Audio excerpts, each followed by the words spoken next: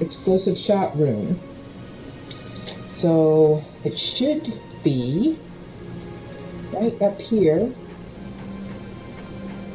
Although hunters are constantly coming through here and getting it, doesn't seem like it would be that difficult. Like it would spawn pretty fast if all the hunters need. Oh, there it is. There he is. Right there.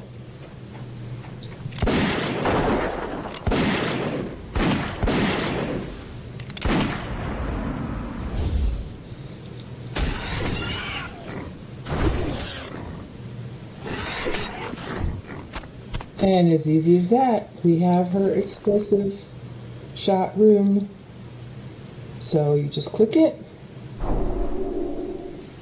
And then if you open your character window, it's right there. So it goes on the hands, the same as the Chimera shot does. Explosive shot, dealing 5 to 6 fire damage to all enemies. So it's like an area of effect, AoE.